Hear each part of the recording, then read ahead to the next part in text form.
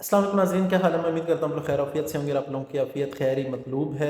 नाज़रीन, आज का जो टॉपिक है वो ये है कि जो लहसुन का पाउडर है उसे कैसे बनाया जा सकता है और उसे इस्तेमाल करने का तरीका क्या है और उसके हमें कौन कौन से फ़वाइद हासिल हो सकते हैं।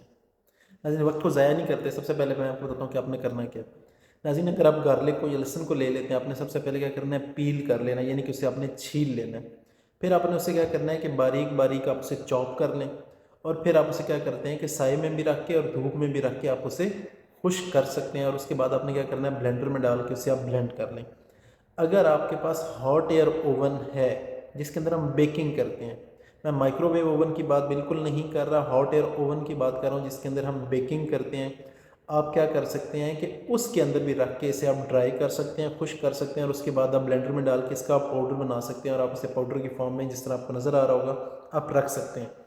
अच्छा, अब आ गया नाज़रीन कि आपने इसे यूज़ क्या करना है। आप चाहें तो इसे खानों में भी इस्तेमाल कर सकते हैं, आप चटनियों में भी इस्तेमाल कर सकते हैं, कोई ग्रेवी बनाते हैं, किसी तरह की भी कोई चीज़ बनाते हैं, आप उसके अंदर इसे रेगुलरली ऐड कर लें बिला झिझक। कोई ये टेम्परेचर सेंसिटिव नहीं है कि ज़्यादा टेम्परेचर होगा तो इसकी अफादियत कम हो जाएगी, इस तरह की बात दूर दूर तक नहीं है। अच्छा, ये नाज़रीन जो मैंने आपको बताया इसका सबसे पहले आपको फ़ायदा क्या होने वाला है।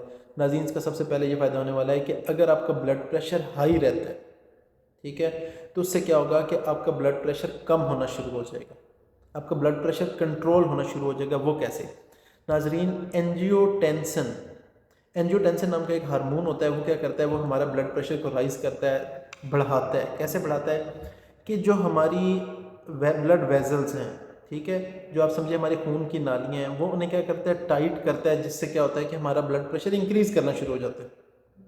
तो ये क्या करता है कि इस एंजियोटेंसिन हार्मोन की प्रोडक्शन को कम करता है। उससे क्या होता है कि आपकी जो ब्लड वेसल्स हैं, खून की नालियाँ, वो टाइट नहीं होती, वो खुली रहती हैं, तो ब्लड प्रेशर जो है वो ब्लड जो है वो उसके अंदर आसानी से चल पाता है, आसानी से फ्लो कर पाता है। तो उससे क्या होगा कि आपका ब्लड प्रेशर राइज नहीं होगा। दूसरी चीज़ आ जाती है कोलेस्ट्रॉल के हवाले से। अगर आपका कोलेस्ट्रॉल रेगुलर हाई रहता है, आप कोलेस्ट्रॉल के पेशेंट हैं, तो ये आपके लिए बहुत ज़बरदस्त चीज़ है। तकरीबन आपने कितना लेना है कि वो जो आपने पाउडर बनाया आप उसका चौथा हिस्सा चम्मच कम से कम लें, और अगर आपके पास पाउडर नहीं है तो आपने 2 से 3 जवे इसके रोज़ाना लेने हैं। क्यों नाज़रीन? इसके अंदर एक कंपाउंड मौजूद होता है जिसका नाम है एलिसिन, सल्फर बेस बेसिकली ये कंपाउंड है। ये क्या करता है, एक तो जो भी आप खाना खाते हैं या आपके अंदर जो कोलेस्ट्रॉल होता है वो क्या होता है, वो आपकी जो इंटेस्टाइन है, जो आपकी आंतें हैं, यहाँ से जज़ब होता है। तो ये क्या करता है कि कोलेस्ट्रॉल को जज़ब नहीं होने देता। दूसरा क्या है कि जो एलिसिन है, ये जो लो डेंसिटी लिपोप्रोटीन, जिसे हम बैड कोलेस्ट्रॉल यानी कि बुरा कोलेस्ट्रॉल भी कहते हैं, उसकी प्रोडक्शन को कम करना शुरू कर देता है। तो उससे क्या होता है कि ऑटोमेटिकली आपका जो टोटल कोलेस्ट्रॉल है वो भी कम हो जाता है, और सेकेंडली आपका कोलेस्ट्रॉल कंट्रोल में आ जाता है और आपका कोलेस्ट्रॉल के पेशेंट नहीं रहते। नाज़रीन, नेक्स्ट चीज़ आ जाती है कि इसकी फिर एंटी कैंसर एक्टिविटी है। अच्छा, एंटी कैंसर एक्टिविटी कैसे है? पहले ये है कि ये आपकी क़ुव्वत मुदाफ़ियत को इंक्रीज़ करता है, यानी कि आपकी जो बॉडी का अपना सेल्फ डिफेंस है उसे तगड़ा करता है, उसे मजबूत करता है। तो उससे भी क्या होता है कि आपकी इम्यूनिटी स्ट्रांग होगी तो कैंसर के चांसेस कम हो जाते हैं। दूसरा आ जाता है ऑक्सीडेटिव स्ट्रेस। जो ऑक्सीजन बेस्ड स्ट्रेस है ना, जो फ्री ऑक्सीजन है, वो बहुत ज़्यादा रिएक्टिव होती है। तो ये क्या करता है, उसे अपने साथ बाइंड करता है। या जो कोई बाहर से रेडिकल आता है, ठीक है, जैसे आप सख्त धूप में निकलते हैं तो अल्ट्रा वायलेट रेज हैं, वो आपको कैंसर कॉज कर सकती हैं। धुएं के पार्टिकल्स हैं, जितनी भी कंटेमिनेशन है हवा में, ये आपको कर सकती है। तो ये क्या करता है, उसे अपने साथ बाइंड कर लेते हैं, उसे अपने साथ चिपका लेते हैं, और फिर क्या होता है कि आपकी बॉडी से वेस्ट के तौर पे बाहर निकल जाती हैं और आपको कैंसर नहीं कर पाती। नेक्स्ट चीज़ आ जाती है एंटी वायरल एक्टिविटी के हवाले से।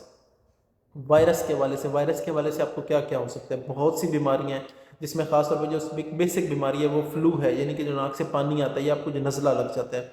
इसलिए आप देखेंगे जितने भी आपको आयुर्वेद की कुछ चीज़ें नज़र आएंगी, ठीक है, या हिकमत में नज़र आएंगी, उसके अंदर लहसुन को बहुत ज़्यादा यूज़ करते हैं, क्योंकि इसकी बहुत स्ट्रॉन्ग एंटी वायरल, यानी कि वायरस के अगेंस्ट इसकी कैपेसिटी बहुत ज़्यादा है। वायरस की जो रेप्लिकेशन है, यानी कि जो 1 से 2 होना है, जो उसका बढ़ना है, उसे रोक देते हैं। तो उससे क्या होता है कि जो आपको कोई वायरल इन्फेक्शन है वो बड़ी जल्दी क्योर हो जाता है, या आप बीमार होते हैं तो आप ठीक हो जाते हैं। अच्छा नाज़रीन, जो मैं आपको कोलेस्ट्रॉल के हवाले से बता रहा था कि ऑन एवरेज तकरीबन 10% तक आपके कोलेस्ट्रॉल के लेवल को ये डिक्रीज़ ज़रूर करता है।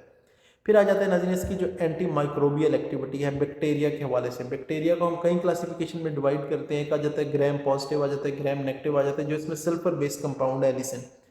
वो न सिर्फ ग्राम पॉजिटिव बैक्टीरिया को ख़त्म करता है बल्कि ग्राम नेगेटिव बैक्टीरिया को भी ख़त्म करता है। यानी कि अब मैं आपको इन शॉर्ट बताता हूँ कि क्या क्या है। अगर आपका ब्लड प्रेशर हाई है तो कम होना शुरू हो जाएगा, कोलेस्ट्रॉल हाई है तो कम होना शुरू हो जाएगा, कैंसर से आपको बचाएगा, आपको फ्लू है, कोई नज़ला है, कोई ज़ुकाम है, इस तरह की चीज़ें उससे कंट्रोल करेगा। और अगर आपको कोई बैक्टीरियल इन्फेक्शन भी है, ज़ुकाम लगा हुआ है, तो ये उसे भी कंट्रोल करेगा। या आपकी चेस्ट जो है वो छाती भारी हो रही है, बलगम आ रही है, तो उस चीज़ को भी ये कंट्रोल करना शुरू कर देता है। अच्छा नाज़रीन, मैं उम्मीद करता हूँ आज का सेशन आपके लिए नहायत फ़ायदेमंद रहा होगा। किसी किस्म का कोई सवाल हो तो कमेंट बॉक्स में पूछ सकते हैं। अपने होस्ट समर को अंदर को इजाज़त दें। अल्लाह हाफिज़।